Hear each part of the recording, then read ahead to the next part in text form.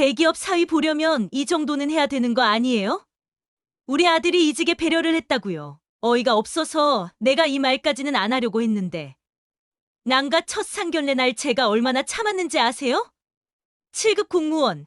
그게 뭐가 그리 유세라고 현감님 소리나 하고. 웃겨서 정말. 어차피 여자는 시집 와서 애 낳고 하면 일 그만둘 수도 있는데. 뭘 그렇게 대단하다고 그러나요? 우리 아들 공무원 시험 준비 같이 하고 몇 년 동안 합격 못한 사정도 뻔히 알고 있으면서 그 앞에서 그렇게 공무원 합격했다고 잘난 척을 해놓고 배려 운운합니까? 그때 우리 아들이 얼마나 기가 죽어 있었는지 아세요? 도저히 내 마음의 응어리가 풀리지 않아서 안 되겠어요. 상견례 날짜도 다시 잡고 그때 결혼 얘기도 싹 다 다시 정해요.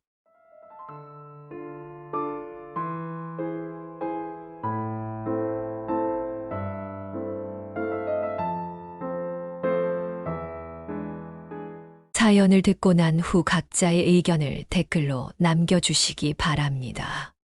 사소한 댓글이라도 사연자분에게 큰 힘이 될 수 있습니다. 각색될 수 있고 사연자분의 입장에서 구성될 수 있습니다.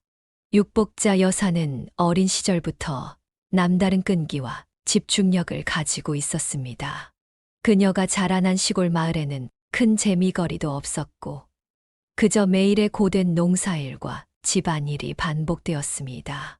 하지만 육복자 여사는 그런 일상 속에서 작은 탈출구를 찾아냈습니다. 그 탈출구는 바로 서예였습니다. 그녀의 아버지는 서예를 좋아했고 마을 사람들이 경사스러운 일이 있을 때면 직접 붓글씨로 축문을 쓰곤 했습니다. 어릴 때부터 그런 아버지를 곁에서 지켜보던 육복자 여사는 자연스럽게 서예에 관심을 가지게 되었습니다. 아버지가 서예를 할 때마다 그녀는 조용히 옆에 앉아 붓의 움직임을 눈으로 쫓으며 그 고요하고 묵직한 세계에 빠져들었습니다. 그리고 어느 날 아버지가 바쁜 와중에 육복자 여사에게 다가와 말을 걸었습니다. 복자야, 너도 한번 써볼래? 그녀는 처음으로 아버지의 붓을 손에 쥐고 한지를 앞에 두고 긴장된 손으로 첫 획을 그었습니다. 그때는 비록 서툴렀지만 붓이 한지에 닿을 때 느껴지는 고요함과 무게감이 그녀의 마음을 깊이 울렸습니다. 그날부터 그녀는 아버지에게 서예를 배우기 시작했습니다.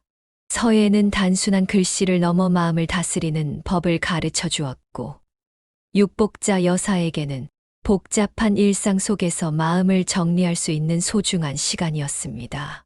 어린 나이에 서예에 매료된 육복자 여사는 집안일을 도우면서도 틈틈이 붓을 잡고 연습을 멈추지 않았습니다.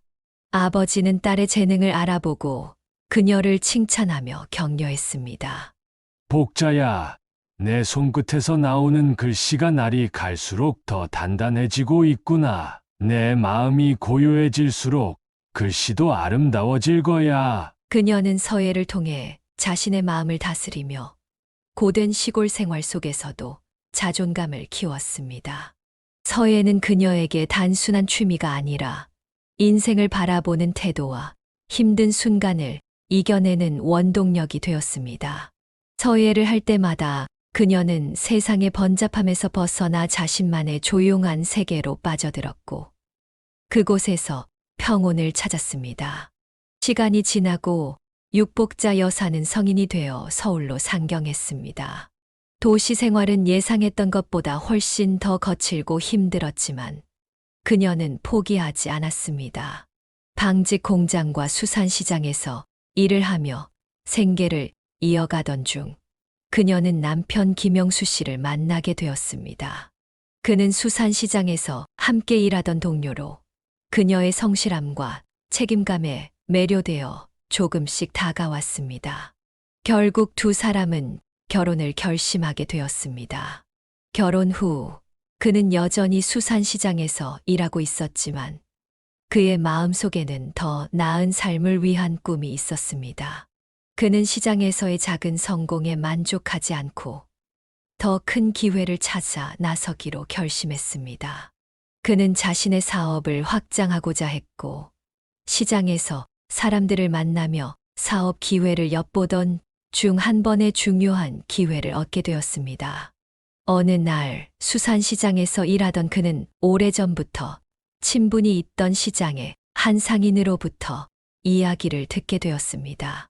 그 상인은 바다에서 잡히는 특정 어종이 최근 급격히 인기를 끌고 있다는 정보였습니다. 그 어종은 해외에서도 수요가 많아지기 시작했고, 그로 인해 가격이 급등하고 있었던 것입니다. 그는 이 기회를 놓치지 않기로 결심했습니다. 그는 그 어종을 대량으로 구매하기 위해 자신의 모든 저축을 동원했고, 심지어 주변 사람들에게 돈을 빌려 어업 선박과 직접 계약을 맺어 그 어종을 대량으로 확보했습니다. 처음엔 큰 모험처럼 보였지만 그는 냉철하게 시장의 흐름을 분석하며 이 거래가 성공할 것이라고 확신했습니다. 그의 판단은 정확했습니다. 그가 구매한 어종은 곧바로 시장에서 높은 가격에 팔려 나갔고, 그는 순식간에 큰 돈을 벌게 되었습니다. 시장에서 그의 이름은 금세 유명해졌고, 그는 수산업계에서 점점 더 큰 신뢰를 얻기 시작했습니다. 그는 이번 성공을 발판 삼아 수산물 유통 사업을 확장하게 되었고, 몇 년 후에는 수산물 수출입 회사까지 설립하게 되었습니다. 그는 단순한 상인이 아닌 사업가로서 자리를 잡게 되었고, 그의 사업은 점점 더 번창했습니다. 그는 이제 더 이상 작은 시장에서만 일하지 않았고, 전국적으로 수산물 유통망을 확장하며 큰 부를 쌓았습니다.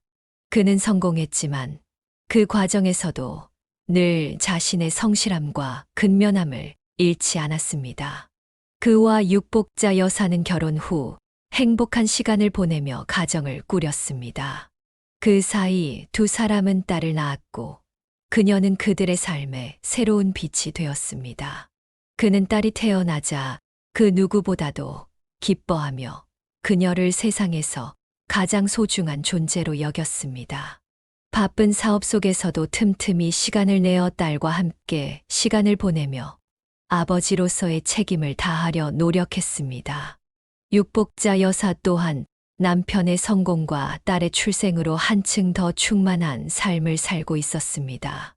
그녀는 서예와 가정 사이에서 균형을 찾으며 딸을 키우고 남편을 돕는 일에 집중했습니다. 그들의 가정은 누구보다 화목했고 미래에 대한 기대감으로 가득 차 있었습니다.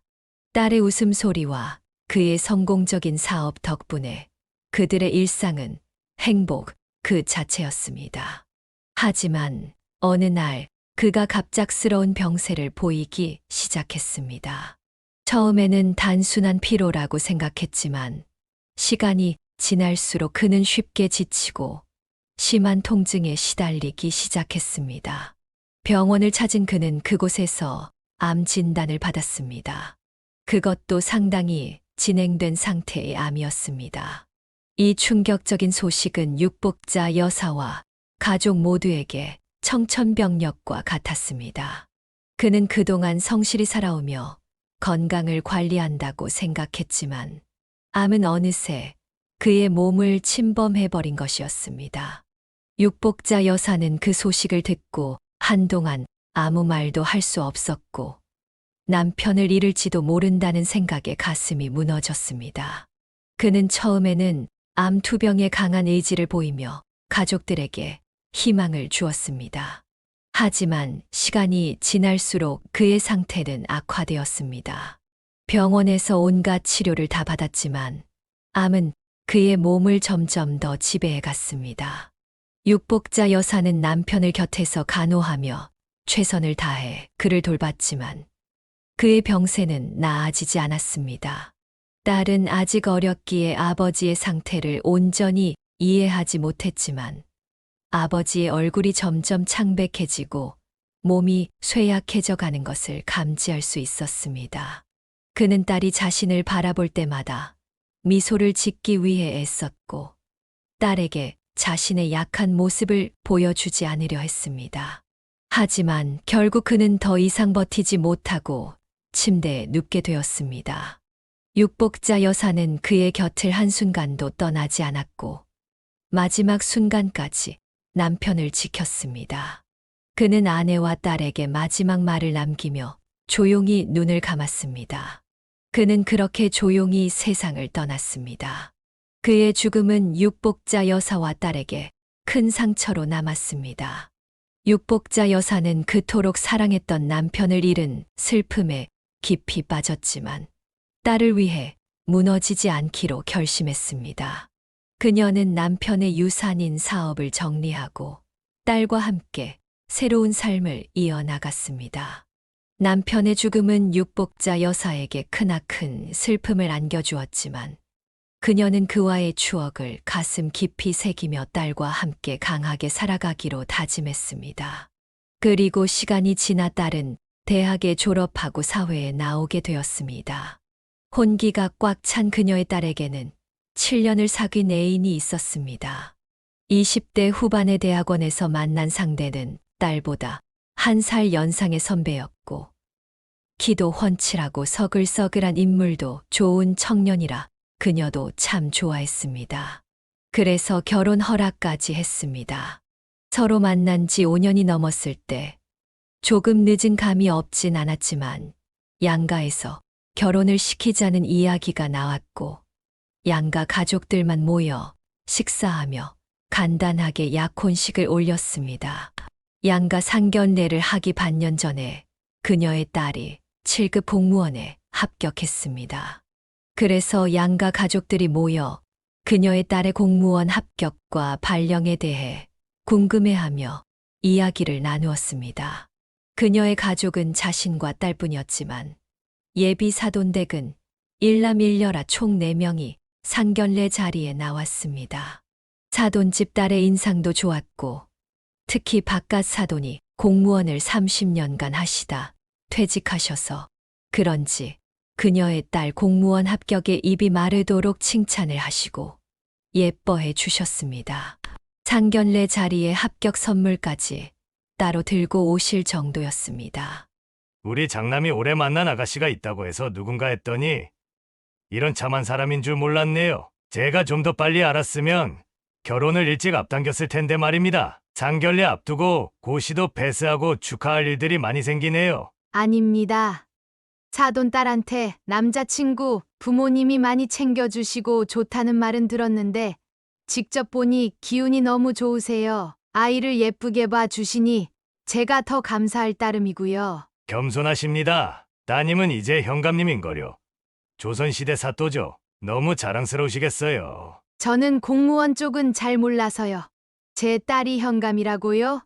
마을의 수령 말씀이시죠? 예, 우두머리입니다. 아주 뛰어난 인재지요. 똑똑하고 현덕한 며느리가 생긴다니 벌써부터 기쁘네요. 제 딸은 아예 공부에는 관심 없고 그나마 제 아들놈은 저 따라 공무원 시키려고 뒷바라지 해줬는데 6년이 돼도 아닌 건 어쩔 수 없나 봅니다. 대신 하늘이 이렇게 현감님을 며느리로 보내주시고 제 기도를 무시하지 않으셨나 보네요. 아이고 참, 거기서 우리 아들 얘기는 뭐하러 해요. 이미 회사 잘 다니고 애 눈에 무안하게요. 시험 접은 지가 언젠데요. 우리 약혼하는 상견례 자리인데 합격 얘기는 그만하죠. 아니면 우리 애들 취직한 거나 대학 졸업한 것도 같이 축하하던가요. 우리 자식 자랑할 게 뭐가 있어요. 밖에 나가서 욕만 안 먹으면 다행이지요.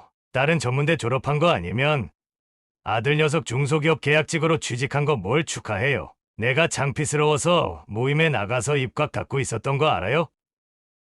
지금 예비 사도는 한가족 될 사람이니 내가 이렇게 얘기라도 하지.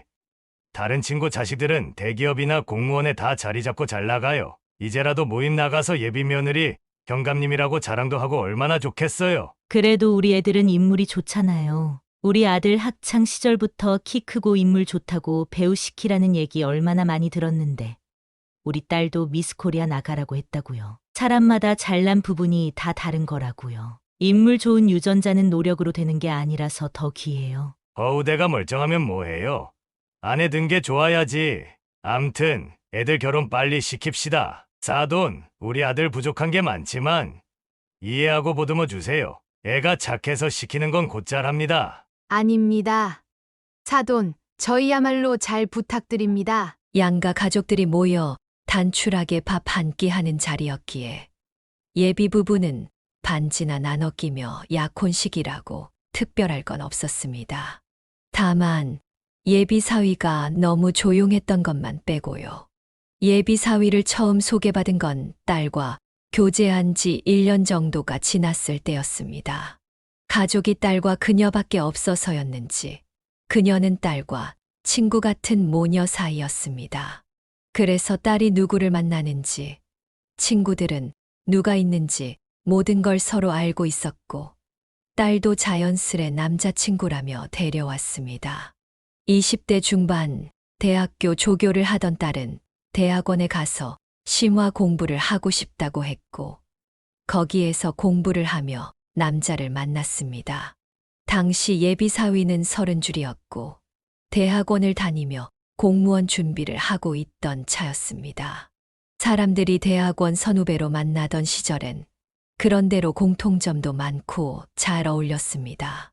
하지만 몇 년 뒤 그녀의 딸이 예비 사위가 하던 공무원 공부를 따라 했다가 먼저 덜컥 합격하면서 문제가 생기기 시작했습니다. 예비 사위는 6년을 공부했지만 계속 떨어졌고 그녀의 딸은 2년 만에 합격해버렸습니다.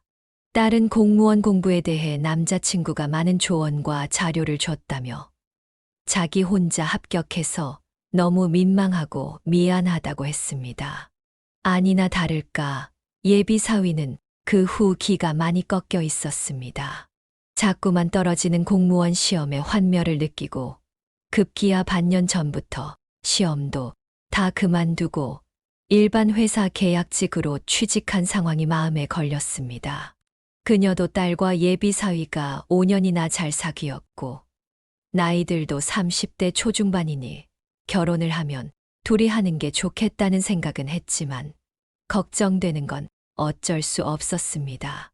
서로 같이 공부하던 친구들도 합격과 불합격으로 사이가 많이 갈라지는데 부부가 될 사이니 미묘한 자존심 싸움이 있지 않을까? 그녀는 딸과 예비 사위 사이를 걱정할 수밖에 없었습니다. 친한 언니 딸이 의사였는데 그 사위는 전문대 졸업하고 일반 회사에 다니는 사람이었습니다. 둘이 결혼하고 나서 부부싸움만 하면 사위가 내가 더 많이 배우고 직업 좋다고 날 가르치려고 들어 라고 폭언을 하고 열등감에 몸부림친다며 그 언니가 딸은 비슷한 사람을 만나 결혼시켜야 한다고 신신당부했었습니다. 딸 가진 친정엄마의 마음으로 너무 공감됐던 부분이라 그녀도 예비 사위의 직업이 계약직이고 안정적이지 못하다는 것, 하필 같이 시험 공부를 했다가 등락이 갈렸다는 점이 늘 마음에 걸렸습니다. 서로 차이가 나는 건 현실이었으니까요.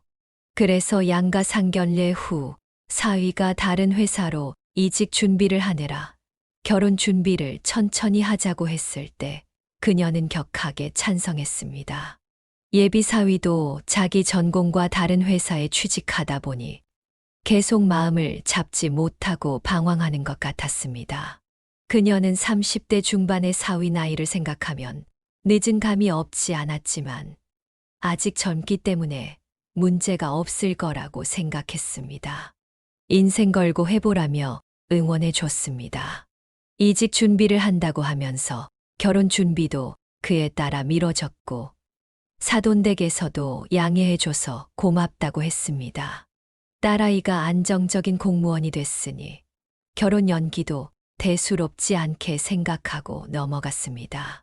그러다 1년 후 딸이 늦은 저녁에 상기된 말투로 전화를 걸어왔습니다. 엄마, 남자친구 누구나 이름만 들어도 아는 대기업 디자인 연구소에 이직했대요. 경사도 이런 경사가 없었습니다. 사람이 너무 기쁘고 실감이 안 나면 억소리도 안 난다고 하더니 정말 그랬습니다. 딸의 전화를 받고도 한동안 멍하니 전화기만 붙잡고 있었습니다. 말이 1년이지 예비 사위가 이직 준비를 하는 동안 그녀의 딸 속이 말이 아니었기 때문입니다.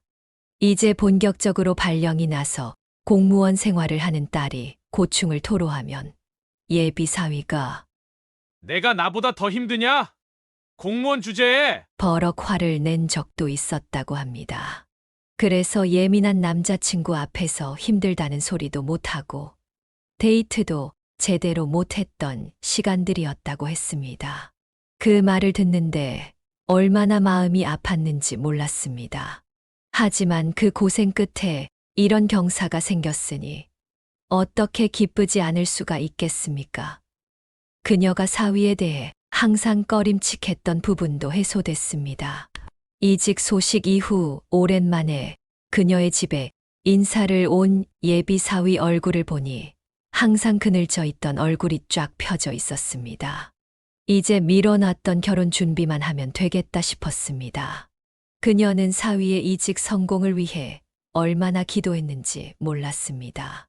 너무 잘된 일이었고 사위가 가장 원했던 회사 연구소에 들어갔다는 소식에 경쟁률이 어마어마했다고 했습니다. 딸의 합격 소식보다 더 기뻤다고 말했습니다. 자네, 여태 얼마나 마음고생했겠어. 자네 실력 부족이 아니고 운이 조금 모자라서 그랬던 거니까 과거는 마음에 담아두지 말고 앞으로 우리 딸이랑 결혼해서 승승장구만 하게나. 감사합니다, 장모님. 늘 만나면 따뜻한 격려 많이 해주시고 정말 큰 힘이 됐습니다. 이제 결혼 준비만 슬슬 하면 되겠지. 자네 어머님께 상의하자고 말씀드려보게. 물론입니다. 전에 상견례하면서 큰 틀은 다 정해놨으니 소소한 부분만 의논하면 될 것 같습니다. 양가 어른들이 도와줄 수 있는 선에서 신혼집은 정해뒀으니 결혼식장이나 다른 부분만 바로 진행하면 될 것 같네요. 1년 전 그녀와 사돈댁이 아이들 결혼을 상의할 때 신혼집 전세 정도는 도와주기로 했었습니다. 경기도였다면 집을 아예 사줬을 텐데 아이들 둘 다 서울에서 일하니 서울에서 신혼집을 마련해야 했습니다. 2주 뒤 안사돈이 아들을 통해 그녀의 이야기를 들었는지 먼저 연락이 왔습니다. 안 그래도 애들 결혼 때문에 연락하려던 차였다며 따로 만나자고 했습니다. 그래서 양가 엄마들끼리 만나 상의도 하고 얼굴도 볼 겸 오랜만에 약속을 잡았습니다.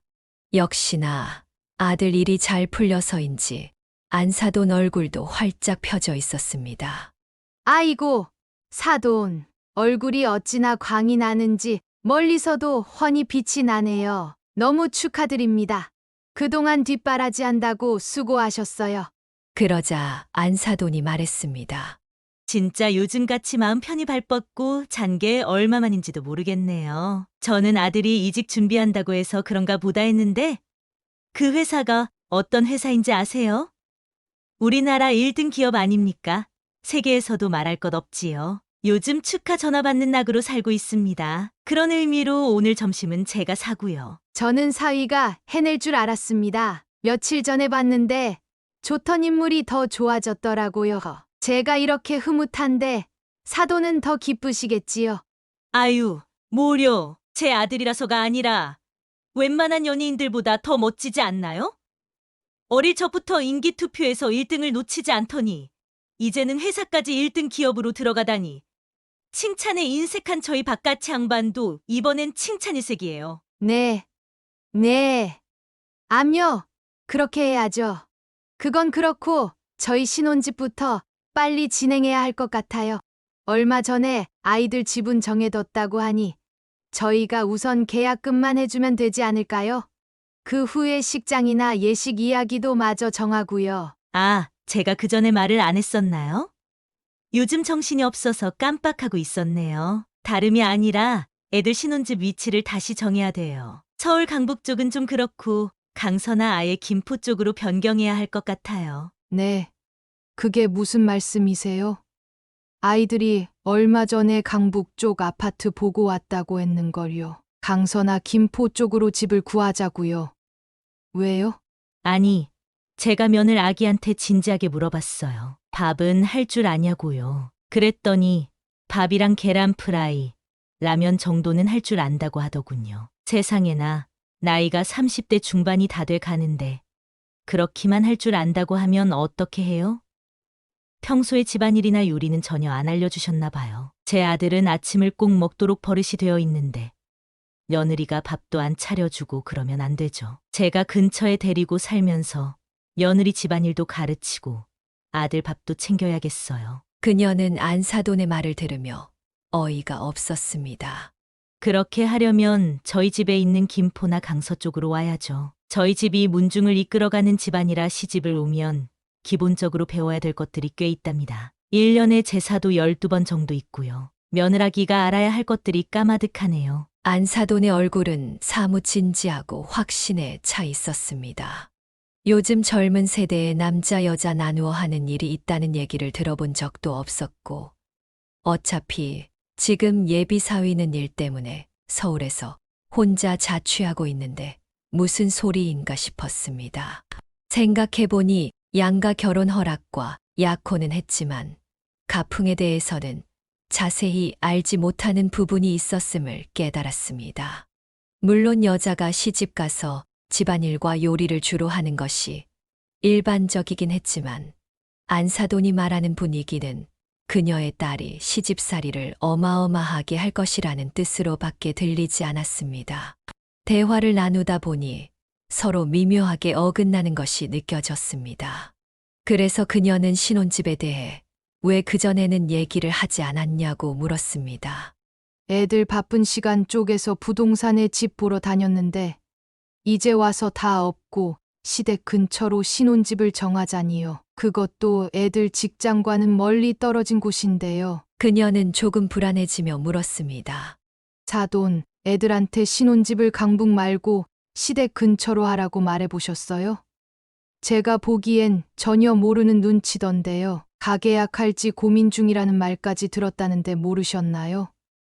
그리고 만약 강서나 김포로 신혼집을 구하면 지금 애들 회사에서 끝과 끝인데 출퇴근이 어떻게 될지 걱정되네요. 애들 둘 다 출퇴근 시간과 적합한 집을 가장 먼저 생각하고 있던데요. 그러자 안사돈은 태연하게 말했습니다. 아직 신혼집 계약 안 했잖아요. 뭐가 문제예요?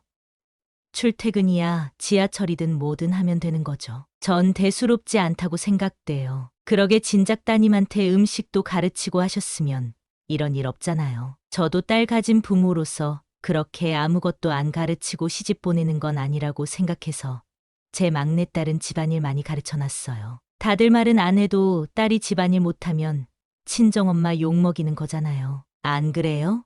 그녀는 기가 막혀 말했습니다. 아니, 무슨 말씀을 그렇게까지 하세요? 저희 딸 기본적인 일 다 잘해요. 혼자 자취한 지도 10년이 넘어서 웬만한 건 다 할 줄 알아요. 비약이 심하시네요. 저는 집안일 가르치려고 신혼집 옮긴다는 말은 들어본 적도 없고 썩 좋게 들리지는 않네요. 물론 직접 살 사람들이 최종 결정을 내리는 게 제일 중요하겠지만요. 안사돈은 차갑게 대꾸했습니다. 저는 강서나 김포로 신혼집 안 구하면 전세 보증금 내줄 생각 없어요. 부모 말 듣지도 않는 자식한테 뭐하러 그렇게 해주나요? 그녀는 더 이상 참을 수 없었습니다. 기가 차서 그쪽 의견만 부모 의견인가요? 제 의견은요? 그럼 저도 사위한테 가르칠 게 있어서 성남 쪽에 신혼집을 구하라고 해야겠네요. 그러자 안사돈이 더 단호하게 말했습니다. 아니, 제 아들이 왜요? 저희 아들같이 순하고 인성 좋은 남자 드물어요. 그리고 집안일은 여자 소관이죠. 그건 그렇고 사돈은 신혼집이 뭐라고 이렇게 고집을 세우세요. 어차피 여자는 시집 가면 시댁 의견에 따라야 되는 거예요. 나이 드실 만큼 드신 분이 왜 이러실까? 안사돈이 남자와 여자는 다르고 여자는 출가 외인이라는 말을 했을 때 그녀는 마치 외계인의 말을 듣는 것 같았습니다. 그녀는 시집 갔을 때도 그런 말을 들어본 적이 없었기에 큰 충격을 받았습니다. 그녀는 신혼집을 시댁 근처로 구하라는 말을 듣자마자 이건 아니다 싶어서 끝까지 반대했습니다. 그리고 그 자리에서 돌아왔습니다. 돌아온 후 딸에게 전화를 걸어 너희 예비 시모가 이런 말도 안 되는 이유로 신혼집을 다시 구하라고 한다. 고 하자 딸은 이미 예비 시모가 언지를 준 적이 있다며 무시할 거라고 했습니다. 그녀가 예비 시댁에서 보증금을 주지 않겠다고 하니 예비 사위는 딸의 의견을 따르겠다면서 정 안 되면 제가 모은 돈이랑 대출금 합쳐서 집을 구하겠습니다. 라고 말했습니다. 그렇게 딸과 대화를 나눈 뒤 결혼 준비 문제는 일단락된 것처럼 보였습니다. 하지만 문제는 그 후부터 계속되었습니다. 며칠 뒤 안사돈이 다시 연락해 신혼집을 안 바꾸겠다고 한 게 도저히 이해가 안 되고 제 말을 무시하는 것 같아서 기분이 나빠서 며칠 동안 잠을 못 잤습니다. 만나서 이야기 좀 더 해봐야겠네요. 라며 다시 만나서 얘기를 해보자고 했습니다. 첫 번째 회동 이후 그녀는 안사돈의 성격이 보통이 아니라는 것을 깨달았습니다. 그래서 이번에는 마음을 단단히 먹고 나갔습니다. 상대도 마찬가지였는지 있는 멋을 다 내고 나타났습니다. 저기, 사돈. 제가 신혼집을 시댁 근처로 하겠다는 게 어디가 문제인지 모르겠네요. 며느라기도 사돈이랑 똑같이 싫다고 하는 거 보면 모녀 두 분이 입을 맞추셨나 봐요. 제가 상견례 때도 그렇고 참 좋게 봤었는데 저희 집안을 만만하게 보시는 건가요?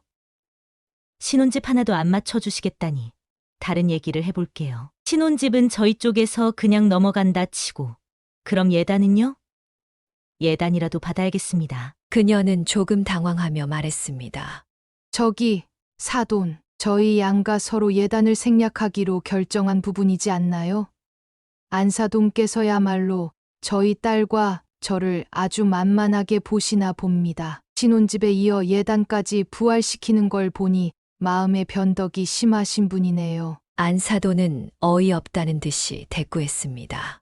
저라고 예단 생략을 하고 싶었는지 아십니까? 당시 아들 상황이 여의치 않아서 생략하자고 응해준 거지. 어느 집안에서 예단 안 하는 걸 찬성하나요? 저희 남편은 종손이고 문중의 중심인데 친인척들도 가만히 안 있을 겁니다. 얼마나 없는 집안이랑 결혼하면 예단도 안 해주냐면서요. 이제 우리 아들도 좋은 회사 들어갔고 해야 할 건 해야겠어요. 다시 계산할 것도 다 하고요. 그러면서 안사돈은 예단 목록을 작성한 종이를 건넸습니다. 그래서 예단 목록 작성해 왔어요. 최소한만 해도 1억이더라고요. 저희 친인척이 많아서 누구만 해주고 누구는 안 해줄 수도 없잖아요. 줄이고 줄여서 이 정도입니다. 그녀는 충격의 말을 잃었습니다. 저기, 사돈, 아무리 그래도 이렇게 갑작스럽게 종이 뭉치를 주면서 예단값 1억을 부르시다니요. 저희가 그 큰 돈을 어디서 구하나요? 그럼 사돈 쪽에서는 반대로 예물 1억을 해주실 수 있나요? 안사돈은 다시 말을 바꾸었습니다. 그럼 예단, 예물 다 없애고 집도 아무 곳에서나 살게 할 테니까 대신 사돈네가 애들 집값에 1억을 더 보태주세요. 안사돈은 의기양양하게 덧붙였습니다. 저희 아들이 대기업 다니잖아요. 대기업 다니는 집들은 이 정도는 기본이에요. 진짜 몰라서 묻는 거 아니죠? 수준에 맞춰줘야 하는 거 아니에요? 제가 아는 집은 아들 결혼할 때 예단만 3억 받았다고 해요. 그 집 아들이 저희 아들하고 같은 회사 다니고 있고요. 그녀는 갑자기 뻔뻔하게 돈을 요구하는 안사돈의 태도에 어이가 없었습니다. 살아생전에 사업을 했던 남편이 재산을 남겨주었기에 예단 1억이 아주 무리는 아니었지만 안사돈의 태도는 도저히 이해할 수 없었습니다.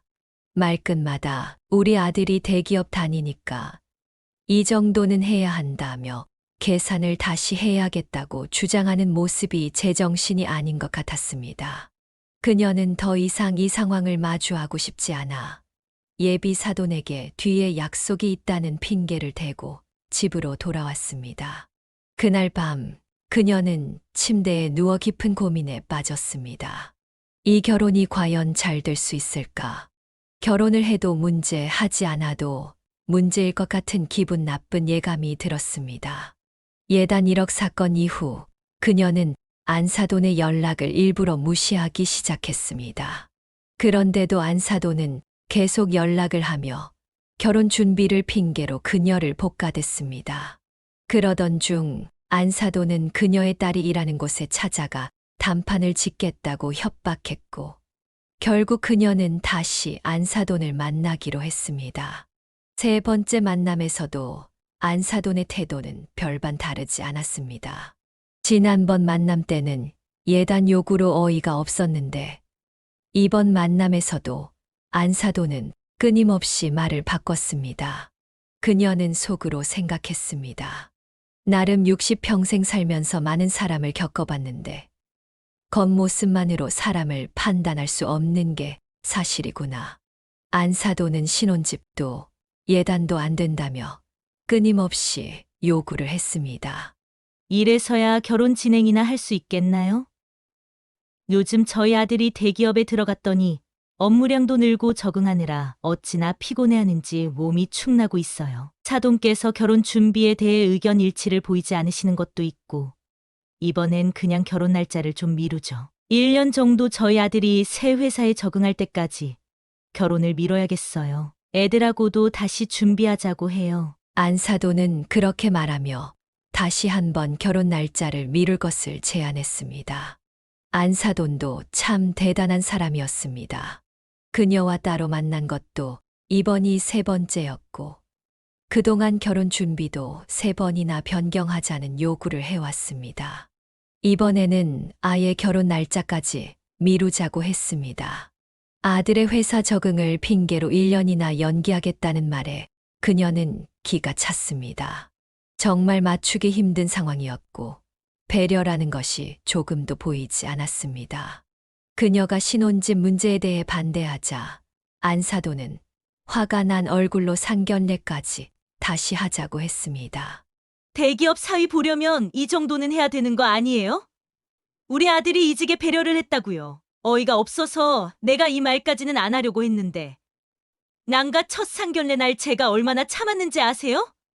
7급 공무원, 그게 뭐가 그리 유세라고 현감님 소리나 하고 웃겨서 정말. 어차피 여자는 시집 와서 애 낳고 하면 일 그만둘 수도 있는데 뭘 그렇게 대단하다고 그러나요? 우리 아들 공무원 시험 준비 같이 하고 몇 년 동안 합격 못한 사정도 뻔히 알고 있으면서 그 앞에서 그렇게 공무원 합격했다고 잘난 척을 해놓고 배려 운운합니까? 그때 우리 아들이 얼마나 기가 죽어 있었는지 아세요? 도저히 내 마음의 응어리가 풀리지 않아서 안 되겠어요. 상견례 날짜도 다시 잡고 그때 결혼 얘기도 싹 다 다시 정해요. 그녀는 충격에 휩싸였지만 차분하게 대답했습니다. 그건 그렇게 받아들이실 줄은 꿈에도 몰랐습니다. 제 딸이 공무원 합격하고 첫 만남 자리였고 바깥사돈이 워낙 칭찬을 해주셔서 저도 덩달아 그런 분위기가 됐던 것 같습니다. 절대 예비 사위를 무시하려는 뜻은 없었어요. 기분 나쁘셨다면 그 부분은 사과드리겠습니다. 안사돈은 차갑게 받아쳤습니다.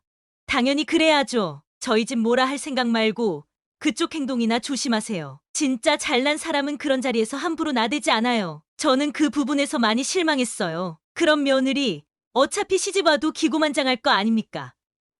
우리 문중은 보수적이고 조용한 집안인데 그런 경거망동을 용납할 수 없어요. 저도 그렇고 다른 어른들도 마찬가지입니다. 그녀는 답답함을 느끼며 조용히 말했습니다. 그렇게 말씀하시니 할 말은 많지만 저랑 사돈이 뭐라고 해봤자 결국 결혼하는 건 애들이지 저희가 아니잖아요. 더 이상 말하지 않겠습니다. 엄마들끼리 따로 만나는 건 그만했으면 좋겠어요. 의미도 없고 기분만 상하는 게 뭐하러 할까 싶어서요. 먼저 가보겠습니다. 애들 편으로 얘기하시죠. 안사돈의 갑질에 열불이 나면서도 그녀는 딸의 얼굴이 아른거려 꾹 참으며 돌아왔습니다. 예비 안사돈과의 만남을 거듭하면서 그녀의 걱정은 날로 커져갔습니다. 속물적인 안사돈을 시어머니로 모셔야 할 딸에 대한 걱정이 마음을 짓눌렀습니다. 고민이 깊어지자 그녀는 한동안 머리를 싸매고 드러누워 버렸습니다. 그러던 어느 날 딸이 그녀의 상태가 좋지 않다는 것을 느끼고 바쁜 와중에도 찾아왔습니다. 그녀가 안방에 누워있자 딸은 걱정스러운 얼굴로 말을 걸었습니다. 엄마, 내가 바쁘다는 핑계로 엄마를 너무 등한시한 것 같아. 그런데 뭔가 원인이 있는 거 아니야? 그녀는 그제야 안사돈과 있었던 만남에 대해 딸에게 털어놓았습니다. 예비 시모가 보통 사람이 아니더라. 첫 상견례 때 말수도 적고 후덕해 보이길래 순하게만 봤는데 영 아니었어. 어떻게 3번을 만났는데 3번 다 다른 말을 할 수 있니? 아니, 그런 사람이 있나 싶더라. 그리고 그놈의 대기업. 자기 아들 혼자 다닌다나 봐. 물론 잘났으니까 그런 회사를 갔겠지. 그래도 그걸 무기로 결혼 준비를 자기들 위주로 다 갈아엎는다니 말이야. 딸은 어이없어 하며 물었습니다. 엄마, 그게 다 무슨 말이야? 진짜 어머님이 그렇게까지 엄마한테 이상한 소리를 했단 말이야? 그녀는 고개를 끄덕이며 말했습니다. 맞아. 갑질이 따로 없더라. 대기업 다니는 우리 아들이라고 하면서 예단 몇 억의 비싼 신혼집을 요구하는데 정말 황당했어. 며칠 잠을 설쳤더니 몸이 안 좋네. 딸은 충격에 휩싸여 말을 잊지 못했습니다. 엄마, 사실 내가 하는 말 놀라지 말고 들어. 사실 내 약혼자 대기업 연구소 다니는 건 맞는데 그거 계약직이야. 1년 계약직이라고. 내년에 다른 회사 알아봐야 돼. 이 회사는 재계약 안 해주거든. 그녀는 멍하니 딸의 말을 들으며 충격에 빠졌습니다. 뭐라고? 1년 계약직이라고? 안사돈의 태도는 점점 더 황당해졌습니다. 딸의 약혼자가 1년 계약직이라는 사실을 알게 된 그녀는 더욱 충격을 받았습니다. 어떻게 그런 일이 말도 안 돼? 그런데 그 집 엄마는 왜 아들이 평생 대기업 다닐 것처럼 구는 거야? 너한테 그게 비밀이라니? 어떻게 그런 부탁을 했을까? 딸은 고개를 숙이며 말했습니다. 자존심 때문이었을 거야. 우쭐하고 싶었겠지. 나도 그 말에 동조한 게 바보 같았어. 이제 와서 후회해. 빨리 말 못해서 미안해. 딸은 예비 사위의 명함을 그녀에게 보여주었습니다. 명함에는 파견 사원이라고 적혀 있었습니다. 어이가 없어서 화도 나지 않고 그저 맥이 다 풀렸습니다. 그래서 그걸 가만히 뒀어? 모자들이 아주 쌍으로 난리야. 어떻게 너한테 그럴 수가 있니? 7년이나 연애했는데 대기업 파견직이라니. 어이가 없어서. 그럼 이제 어떻게 할 거니? 나는 안사돈을 다시 만나고 싶지도 않다. 딸은 아무 말 없이 가만히 있더니 갑자기 전화기를 꺼내 어디론가 전화를 걸었습니다. 응. 나야. 나 지금 엄마 보러 집에 왔어. 내가 저번에도 말했잖아. 당신 어머니 너무 지나치다고. 그래서 당신이 중간에서 해결한다고 했었지. 그런데 우리 엄마랑 3번이나 만나셨다네. 자세한 얘기는 당신 엄마한테 들으면 돼. 우리 결혼 미루지 말고 그냥 멈추자. 파혼하겠다고 당신 어머니께 말씀드려. 그럼 끊을게. 딸은 전화를 끊고는 바로 파혼을 선언했습니다. 그리고는 아무 일 없다는 듯 편한 옷으로 갈아입고 엄마, 저녁 먹었어? 라며 주방에서 식사 준비를 시작했습니다. 너무 순식간에 일어난 일이라 어안이 벙벙했지만 그녀는 딸의 결정을 반박할 마음이 없었습니다. 그래서 가만히 있었습니다. 그로부터 30분이 지났을 때 초인종이 정신없이 울렸습니다. 문을 열어보니 예비 사위와 안사돈이 함께 온 것이었습니다. 예비 사위는 오자마자 그녀에게 다가와 사과하며 용서를 빌었습니다. 제발 한 번만 용서해 주세요. 그 모습을 본 안사돈의 눈이 뒤집힌 듯 보였습니다. 넌 항상 이모녀 앞에서 빌빌거리고 기가 죽어있니? 이제 어엿한 회사도 취직했겠다. 너의 위치는 예전과 다르단 말이야. 그래 차라리 잘 됐네. 아빠 없이 크고 인물도 드세 보이니 여간 걱정이 아니었어. 내가 직업이 좀 불안정해서 그랬지. 이젠 대기업도 들어갔으니 상황이 달라졌어. 그리고 들어보니 7급 공무원은 박봉이라며? 잔업도 많고 결혼해서 밥이나 잘 챙겨줄지 의문이야. 세상이 변했다지만 여자 신세는 부엌을 못 벗어난다니까. 집안일은 여자가 도맡아서 해야 돼. 그러자 예비 사위가 화를 참으며 말했습니다. 아, 엄마, 제발 가만히 좀 계세요. 저 그렇게 대단한 사람 아니니까 조용히 좀 해요. 이 사람 앞에서 어떻게 그런 말을 하세요? 제발요. 안사돈은 계속 몰아붙였습니다. 넌 모르면 가만히 있어. 내 친구 훈이랑 너랑 같은 대기업 다니는데 결혼할 때 처가에서 서울에 신혼집 해줬다더라. 예단도 2억 해줬대. 내가 걔보다 뭐가 모자라서 이렇게 미치는 결혼을 하냐고? 계산기를 두드릴 수 있을 때 다 두드려봐야지. 그녀는 참다 못해 터뜨렸습니다. 이게 무슨 상황이에요? 사람 앞에서 어떻게 그런 말을 해요? 당신 아들이 대단한 줄 알겠지만 그건 착각이에요. 명함에 파견 사원이라고 써 있는 걸 못 보셨나요? 안사돈은 격분하며 소리쳤습니다. 이게 무슨 짓이야? 사람 얼굴에 뭘 집어던지고 어디서 막대 먹은 행패냐고? 그녀는 차분하지만 단호하게 대답했습니다. 내가 뭘 던졌는지 보면 알겠죠? 내 딸이 홀어머니 얼굴에 그래 보였어요? 당신 아들 허우대는 멀쩡해도 부모한테 사기치는 놈은 뭐라고 해야 되나?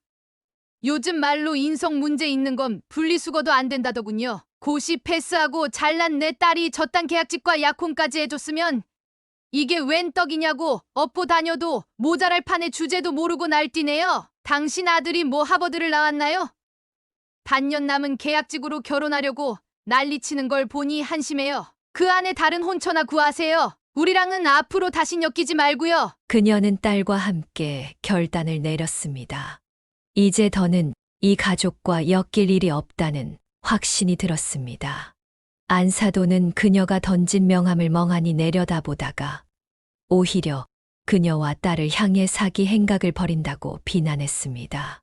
우리 아들이 무슨 계약직이냐고? 이런 말도 안 되는 종이 쪼가리 하나로 어떻게 사람을 이렇게 만드냐? 부들거리며 소리쳤습니다. 그때 그 모습을 지켜보던 예비 사위가 울먹이며 말을 꺼냈습니다. 죄송합니다. 1년짜리 파견 사원이 맞아요. 안사돈은 그제야 현실을 직시했는지 그럴 리 없다며 그대로 주저앉아 버렸습니다.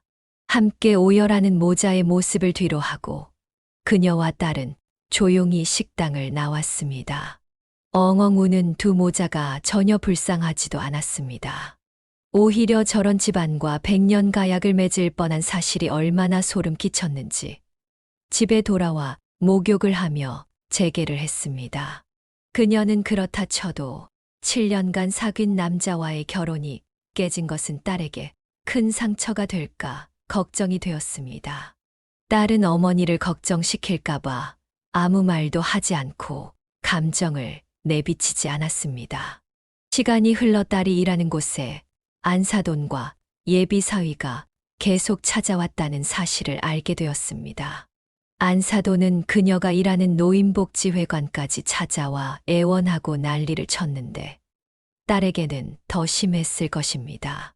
안사돈은 무릎까지 꿇으며 말했습니다. 제가 다 무지해서 그런 말들을 한 거예요. 노여움 푸시고 애들 결혼 다시 준비해 주세요. 예단이나 신혼집 준비 안 해도 됩니다. 저희가 신혼집 해주고 예물도 보내겠습니다. 따님 마음 좀 돌려주세요. 그녀는 차분히 말했습니다. 사람 일은 한치 앞도 모른다더니 딱 맞네요. 몇 달 전만 해도 대기업 아들 수준 맞추라며 그렇게 갑질하던 분이 이제 무릎까지 꿇으시다니 참 값싼 무릎입니다. 제 딸은 엄마 말을 잘 듣는 착한 딸이기는 하지만 한번 결정한 일에는 미련을 두지 않습니다. 그리고 제 딸 나이가 올해 34살입니다. 그쪽 아드님에게도 그러지 마세요. 언제까지 품 안의 자식입니까? 자기 인생은 자기가 선택하고 책임져야 할 나이입니다. 그만 가세요. 안사돈은 절박한 목소리로 말했습니다. 7년이나 사귀어 놓고 이렇게 사람을 버리는 게 어딨습니까? 따님도 이제 30 중반인데 새로운 사람 만나기 쉬운 나이 아니에요. 그냥 우리 아들이랑 결혼시켜요. 다른 남자가 대단한 게 있는 줄 아세요? 저희 아들이 요즘 방구석에 틀어박혀서 나오지도 않는다고요. 남의 아들 신세 망쳐놓고 이러기에요. 끝까지 책임지세요. 그녀는 더는 말하지 않고 돌아섰습니다. 그것이 그 집안과의 마지막 만남이었습니다. 2년 후 그녀는 자신의 동네의 작은 서예 교습소를 열었습니다. 40대부터 70대까지 다양한 연령층의 수강생들이 찾아와 배우는 열기에 놀랄 정도였습니다. 학원을 열고 새로운 인생을 시작할 수 있었던 것은 딸의 지지가 컸습니다. 지금 딸 곁에는 진정한 사위가 있었습니다. 공무원 동기와 교제 1년 만에 결혼한 딸은 이제 뱃속에 손주까지 품고 있었습니다.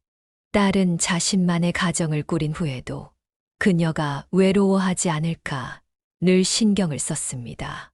그래서 어머니에게 가장 하고 싶은 일을 묻더니 서예 학원을 열 수 있도록 물심양면으로 도왔습니다.